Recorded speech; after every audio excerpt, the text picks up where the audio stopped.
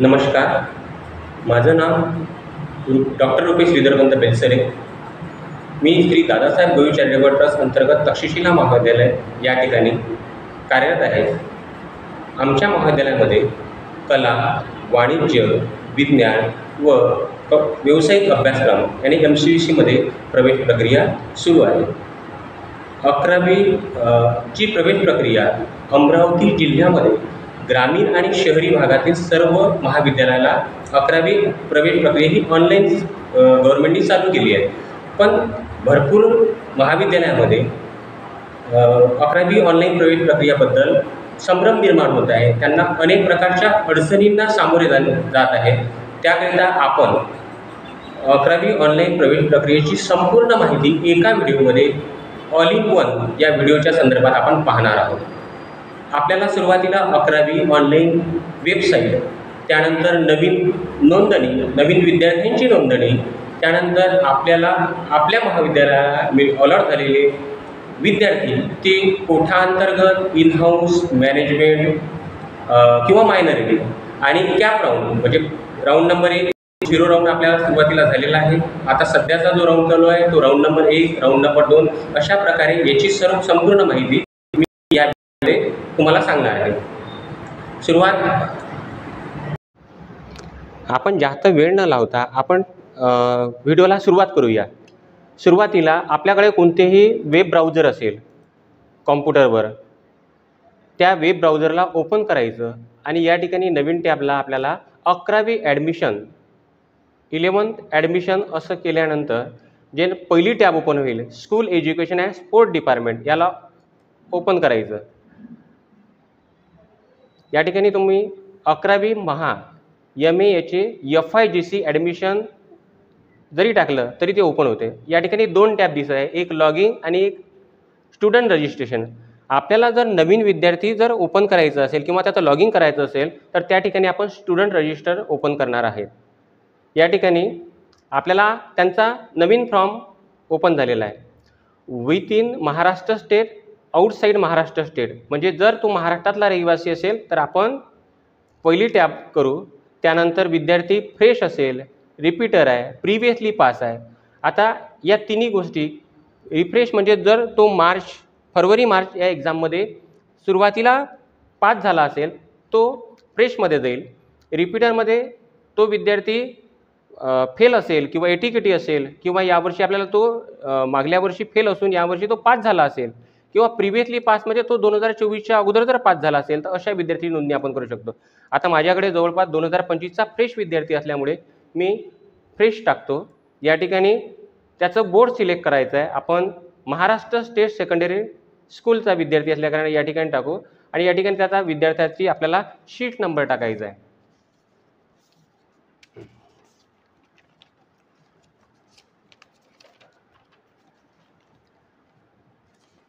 आपल्याकडे वर्ग 10वीची मार्कशीट विद्यार्थ्याची असेल तर आपण काय करू शकतो, या ठिकाणी 10वीचा रोल नंबर फिलअप करायचा. त्या या ठिकाणी आपण महाराष्ट्र स्टेट टाकलं, नंतर फ्रेश, त्याच्यानंतर HSC, त्यानंतर 10वीचा त्या विद्यार्थ्याचा रोल नंबर आणि त्याच्या आईचं नाव.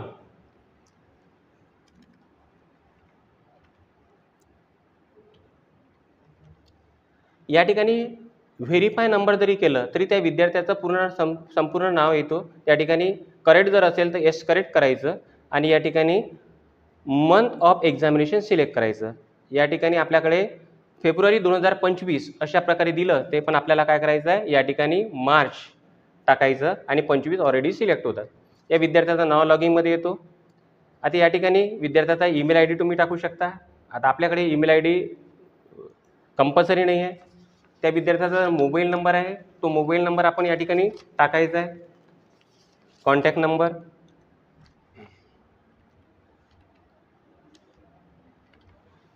या ठिकाणी एखादा तुम्हाला सिक्युरिटी क्वेश्चन विचारला आहे, grandfather, best friend, favourite game, एखादं पिक्चरचं नाव टाकू शकता, एखादा टीचरचं नाव टाकू शकता. आता मी स्वतः टीचरचं असेल तर टीचरचं नाव टाकून देईल.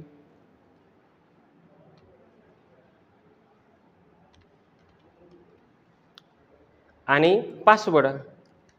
आता जो कॉमन तुम्हाला पासवर्ड ठेवायचा आहे तो तुम्ही पासवर्ड ठेवू शकता.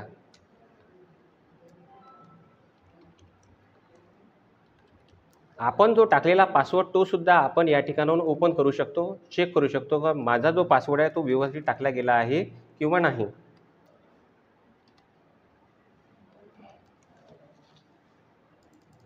तुम्ही आपल्या सुरुवातीला म्हणजे जो पासवर्ड टाकायचा असेल तो टाकू शकता आणि या ठिकाणी तो पुन्हा रिपीट करू शकता आणि तो या ठिकाणी चेकसुद्धा होईल. त्यानंतर एक कॅप्चर कोड दिला आहे, ते कॅप्चर कोड आपल्याला टाकायचं आहे. स्मॉल असेल तर स्मॉल लेटर, कॅपिटल असेल तर कॅपिटल लेटर आणि या ठिकाणी रजिस्टर आहे. आता रजिस्टर केल्यावर या ठिकाणी विद्यार्थ्याचा रोल नंबर येतो. हा या विद्यार्थ्याच्या फॉर्मच्या मागे तुम्ही लिहून घेऊ शकता किंवा याची प्रिंटसुद्धा काढू शकता.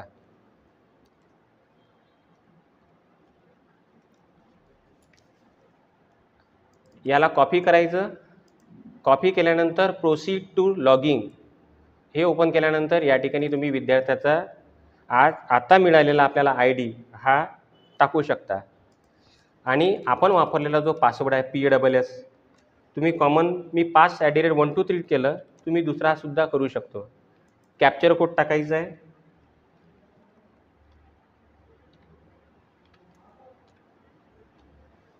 आणि लॉगिंग करायचं आहे.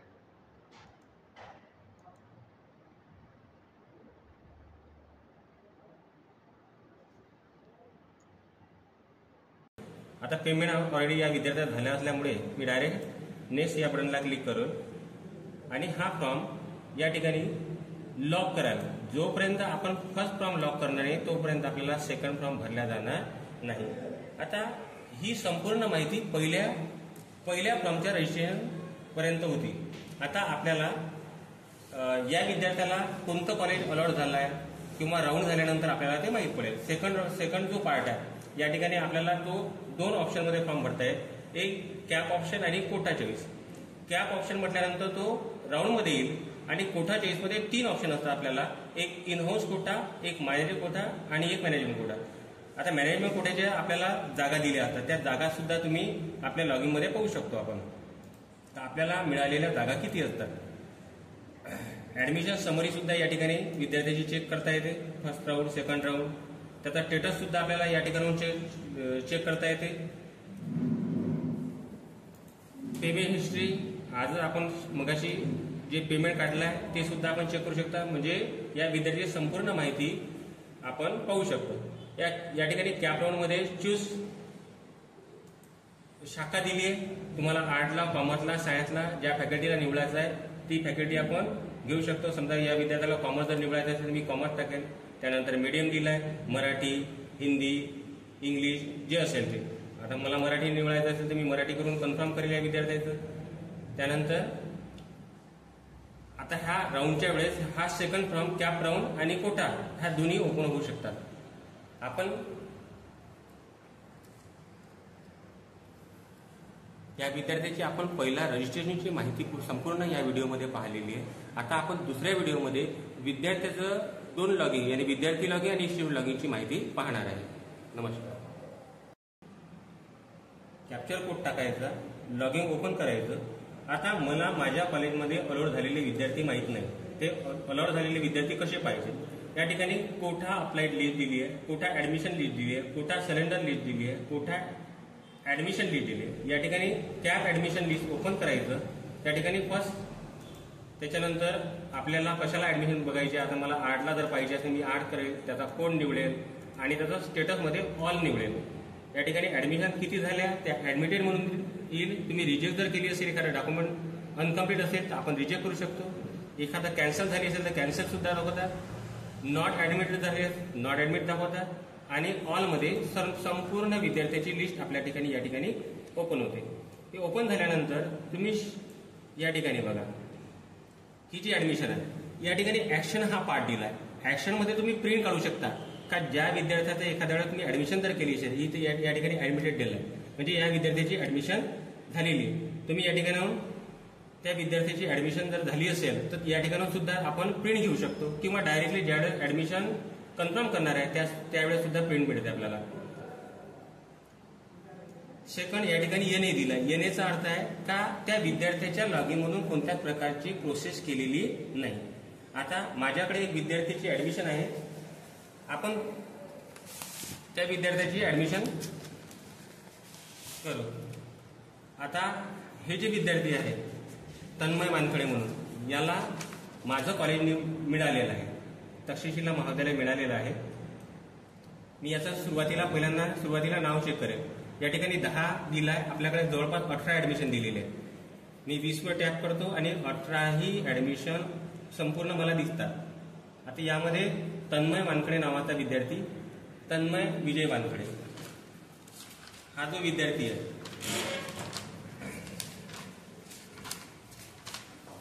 तन्मय विजय वानखडे या विद्यार्थ्याला आपल्या महाविद्यालयामध्ये ऍडमिशन घ्यायची आहे. तर या ठिकाणी त्याचा लॉगिन दिलेला आहे, त्या विद्यार्थ्याचं नाव दिलं आहे. मात्र या ठिकाणी या विद्यार्थ्यानं कोणत्याच प्रकारची प्रोसेस केलेली नसल्यामुळे या ठिकाणी त्याला एन ए दिलाय. आता तन्मयच्या नावाच्या समोर एन ए जर असेल तर आपल्याला या ठिकाणी काय करायला लागेल, त्या विद्यार्थ्याचं लॉगिन ओपन करायचं आहे. मी पुन्हा लॉगिन मध्ये जातो, त्या विद्यार्थ्याचं लॉगिन ओपन करेल. या ठिकाणी आपल्याला लॉगिन दिलाय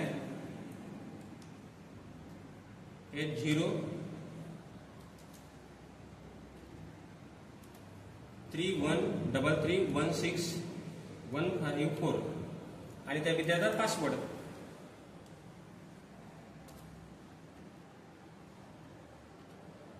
जो विद्यार्थ्याला पासवर्ड दिला असेल तो आपल्याला घेऊन त्या विद्यार्थ्याचा लॉगिन ओपन करायचा आहे, कॅप्चर कोड टाकायचा आहे.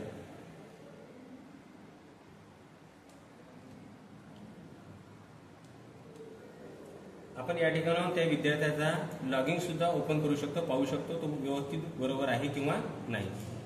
आता हा विद्यार्थी लॉगिन झाला.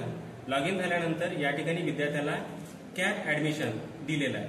या ठिकाणी कॅप अलॉटमेंट स्टेटस या ठिकाणी जाऊन त्याचं स्टेटस आपण चेक करू शकतो. या विद्यार्थ्याचं नाव दिलं आहे तन्मय विजय वानखडे आणि याला कोणतं कॉलेज अलॉट झालं आहे, राऊंड फर्स्ट मध्ये तक्षशिला महाविद्यालय फिजरपुरा. हे विद्यार्थ्याच्या लॉगिन मध्ये सुद्धा ओपन होतो. या ठिकाणी त्याला लावलेले जे डॉक्युमेंट आहेत ते सुद्धा आपल्याला पाहायला मिळतात. आणि या ठिकाणी प्रिंट अलॉटमेंट लेटर सुद्धा दिला आहे. किंवा आपल्याला लिव्हिंग सर्टिफिकेट हा अपलोड केला नाही, आपण ते अपलोड एखादा डॉक्युमेंट जर राहिलं असेल विद्यार्थ्याचं तर विद्यार्थ्या लॉगिन मध्ये सुद्धा आपण काय करू शकतो, ते अपलोड करू शकतो. त्या विद्यार्थी टीसी राहिली असेल, मी टीसी अपलोड करतो.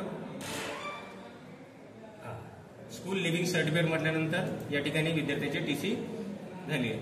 जसं टीसी एखादं डॉक्युमेंट जर अपूर्ण राहिलं असेल तर या ठिकाणी प्रोसीड फॉर ऍडमिशन हे टॅब येत नाही. जोपर्यंत आपण हे डॉक्युमेंट पूर्ण लावणार नाही तोपर्यंत प्रोसीड फॉर ऍडमिशन येत नाही. आणि प्रोसीड फॉर ऍडमिशन झाल्यानंतर आपल्याला काय करायचं आहे, त्या विद्यार्थ्याला प्रोसीड फॉर ऍडमिशन करायचं आहे. या ठिकाणी त्या विद्यार्थ्याला कन्फर्म करायचं आहे. आता हा कन्फर्म झालेला विद्यार्थी जो इन्स्टिट्यूट लॉगिन मध्ये येईल, आपल्याला आपल्या कॉलेजचं इन्स्टिट्यूट लॉगिन ओपन करायचं. आता माझ्या कॉलेजचं इन्स्टिट्यूट लॉगिन मी ओपन करतो.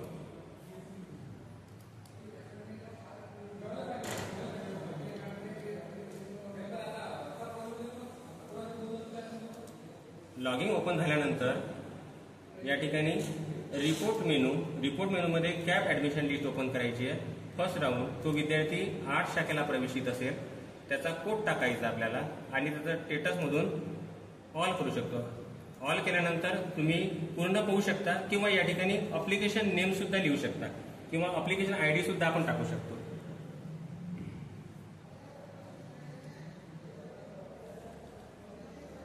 तन्मय नाव जर असेल तर तन्मय नाव आपण सर्च केलं तो विद्यार्थी लॉगिन मध्ये दिसतो आपल्याला आणि या ठिकाणी त्याला ऍक्शन दिली आहे. आता या ठिकाणी ऍक्शन देताना नॉट ऍडमिट केलंय. अशा वेळेस काय करायचं, या ठिकाणी कॅप ऍडमिशन टाकायची. इथं कन्फर्म कॅप ऍडमिशन मध्ये ओपन करायचं आहे.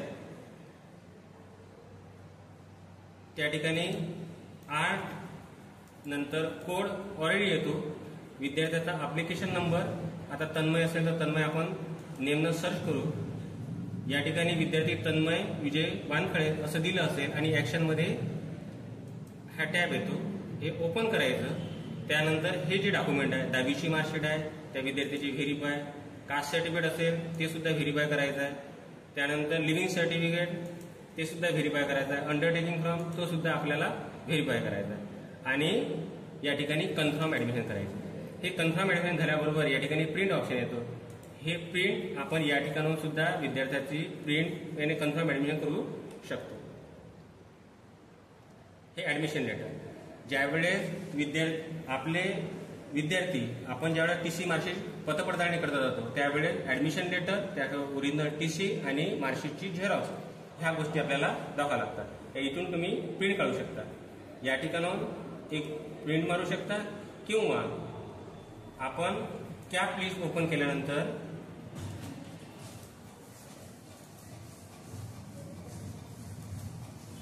कोड स्टेटसमध्ये ॲडमिटेड असं ऑप्शन करून तो विद्यार्थी किती ॲडमिट झाले आता तन्मय विजयवानकडे आपल्याला इथं दिसेल.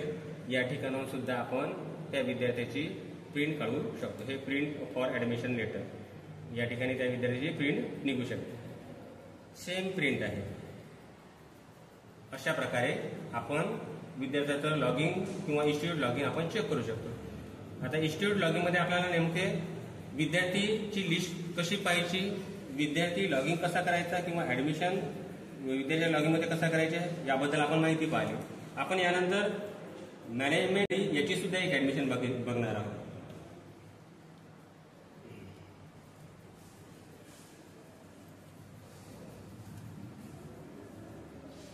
कोठा ॲडमिशन अंतर्गत एखादी मॅनेजमेंटमध्ये जर ॲडमिशन आपल्याकडे आली असेल तर ते सुद्धा आपण कन्फर्म ॲडमिशन करू शकतो. आता माझ्या लॉगिनमध्ये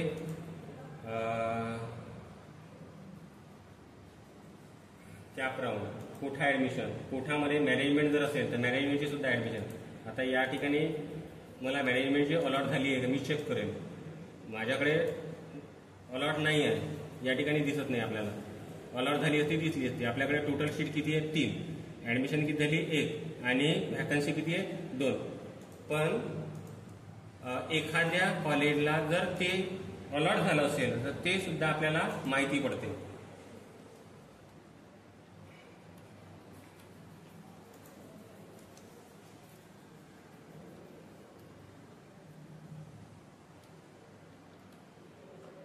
आता माझ्या महाविद्यालयामध्ये मॅनेजमेंट, इन हाऊस आणि मायनॉरिटीचे ॲडमिशन ऑलरेडी कन्फर्म झालेले आहे.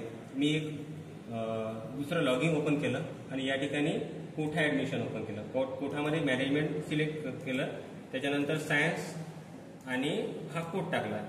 कोड टाकल्यानंतर या ठिकाणी एक ॲडमिशन दिली, समृद्धी अशोक ही ॲडमिशन दिली. या ठिकाणी तुम्हाला ॲडमिशन किती आहे, टोटल सीट किती अवेलेबल आपल्याकडे 4, ॲडमिशन सीट किती आहे 1, सिलेंडर एकही केलेली आणि आपल्याकडे 3 व्हॅकन्सी अजूनही आहे.